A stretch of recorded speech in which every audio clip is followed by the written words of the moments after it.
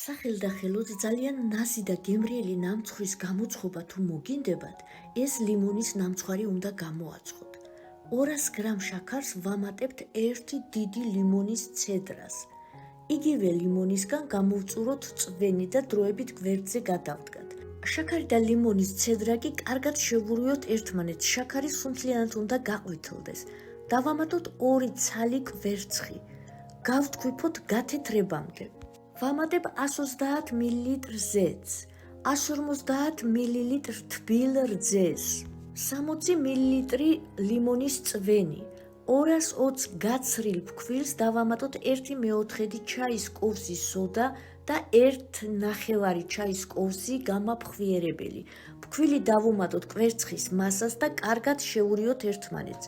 უნდა მივიღოთ ასეთი თხელი ცომი.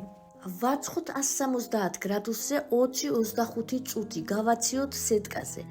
კრემის მოსამზადებლად 180 გრამ კარაქს დავამატოთ 1 ლიმონის ცედრა და გავთქვიფოთ 5 წუთი.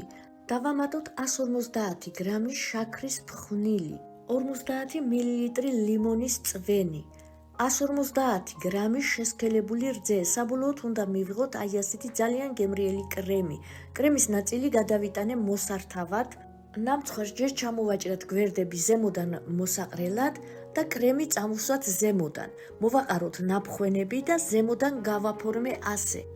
უნაზესი, უგემრიელესი ლიმონის არომატის ნამცხვარი გამოდის.